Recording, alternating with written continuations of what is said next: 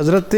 اللہ بخش توصفی رحمۃ اللہ علیہ کی جو اصلاحی کوششیں تھیں، اور خاص طور پہ میرا خیال ہے بڑی ریلیونٹ ہے آج کے لیے بات یہ کہ علماء کی جو ہے وہ خاص طور پہ آپ اصلاح فرمایا کرتے تھے تحریک کی صورت میں، اور فتنہ قادیانیت کے خلاف آپ نے بڑا جہاد کیا۔ میرا خیال ہے علماء کی اصلاح انہوں نے فرمائی، آج تو خانقاہوں کی اصلاح کی بھی ضرورت ہے، بتائیے ذرا۔ بسم اللہ الرحمن الرحیم۔ تصوف کی ابتدا اور تصوف کا ارتقاء چلتے چلتے جب یہاں خواجہ اللہ بخش توصفی کی شکل میں ہمیں نظر آتا ہے، صوفی ہمیشہ ایمان کے اندر محبت کو شامل کرتا ہے۔ واہ خشک ایمان کا وہ قائل نہیں، جب تک ایمان میں محبت نہ ہو اور جب تک علم کے ساتھ تزکیہ نہ ہو تو یہ مطمئن نہیں ہوتا۔ سبحان کیا تو یہی وجہ تھی کہ جو ان لوگوں نے صرف علم کو زیادہ اہمیت دے دی اور پھر تزکیہ کو اپنی زندگی میں داخل نہ کیا، درست فرما، تو اس علم نے ہمیشہ اصلاح پیدا نہیں کی۔ اس میں کوئی شک نہیں کہ علم کا جو ایک طریقہ کار ہے وہ افہام و تفہیم کے لیے، معلومات کے منتقل کرنے کے لیے تو ضروری ہے، لیکن جب تک علم دینے والا خود متقی نہ ہو تو علم وہ اثرات پیدا نہیں کرتا، چونکہ علم کے ساتھ ہمیشہ تاثیر ہونی چاہیے۔ جیسے آج بہت سے لوگ سو کالڈ متجددین جو ہیں، وہ اسکالرز جو ہیں، وہ بہکے ہوئے ہیں، وہ تقویٰ نہیں ہے، صرف علم ہے، اس کی وجہ شیطانیت غالب ہے، اور شیطانیت غالب آ جاتی۔ دوسرا، ہمیشہ انہوں نے علم اور عمل کا جو تعلق انہوں نے رکھا ہے، اس میں داتا صاحب نے بھی لکھا ہے کہ بڑا گہرا توازن چاہیے۔ اگر آپ علم پر محنت زیادہ کریں اور عمل نہ کریں، اس سے بھی شیطان حملہ کرتا ہے۔ اگر آپ خود عملی کا شکار ہو جائیں اور علم کے بغیر رہیں، اس سے بھی بڑے بگاڑ پیدا ہوتے ہیں۔ دوسری وجہ یہ ہوتی ہے کہ یہ جو صوفی ہوتے ہیں نا، ذکر، اذکار اور تزکیہ نفس سے اپنے قلب و روح میں اتنی گہری تاثیر رکھتا ہے کہ غیر مسلم بھی کھچے بغیر نہیں رہتا۔ وہ کھچتا کیوں ہے؟ چونکہ اس کے پاس ایک سودا تھا، الست بربکم قالوا بلا کا، جو سویا ہوا ہے۔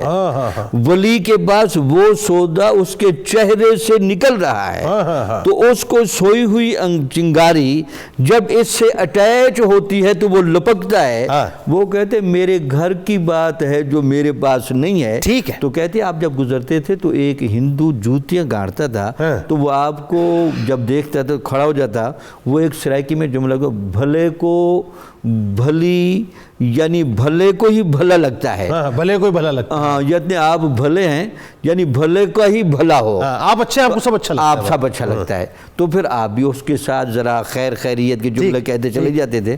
بعد میں کہتے ہیں کہ وہ بندہ باطنی طور پر مسلمان ہو گیا، لیکن چونکہ اس علاقے کی روایت کے مطابق اسلام ظاہر نہ کر سکا، ان لوگوں نے جا کر اس کو جب جلانا چاہا تو نہ جلا، تو آپ نے کہا یہ بندہ مسلمان تھا، اس کو مسلمانوں کے پاس دفنا۔ سبحان اللہ۔ اس کے بعد پھر آپ نے ہمیشہ علماء پر بڑا گہرا زور دیا کہ علماء عمل کی طرف ہیں۔ خانقاہوں پر آپ نے بڑا زور دیا کہ سجادگی کے ساتھ آپ وہ صوفیانہ تمام روایات لے کر آئیں۔ بلکہ آپ کے بارے میں ایک مشہور جملہ جو میں نے سنا ہے، وہ یہ کہتا ہے کسی عالم نے آپ سے کہا جی تصوف کیا ہوتا ہے،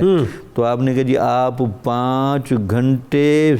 مسلح پر بیٹھنا قبول کر لیں اور صرف ذکر کریں، پھر کچھ عرصے کے بعد مجھے بتانا جی تصوف کیا ہوتا ہے، پھر آپ خود بتائیں گے، پھر خود بتائیں گے کیا ہوتا ہے۔ یعنی ایک بات جو بڑی اہم ہے کہ آپ یہ سمجھتے تھے کہ مسلم سوسائٹی کی اصلاح کے لیے سب سے کلیدی کردار ہی علماء کا ہے، انہوں نے اپنا ظاہر و باطن ایک کرنا ہے، بڑا آپ نے اس کے اوپر کام کیا، ایسا ہی ہوا نا۔ اس کے علاوہ پھر جو ایسے فتنے اٹھ رہے تھے جن کو ہم افراط و تفرید پر مبنی بھی کہہ سکتے ہیں اور کھلی گمراہی اور کفر پر بھی مبنی کہہ سکتے ہیں، ان تمام کی اصلاح پر بھی آپ نے بڑا زور دیا۔ آپ یہ دیکھیں نا، فتنہ قادیانیت، آپ 1826 میں آپ کی ولادت ہوتی ہے،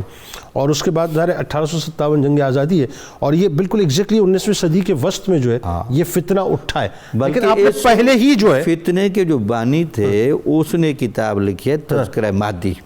اس میں وہ ایک واقعہ لکھتا ہے جی میں نے اپنی 4 کتابیں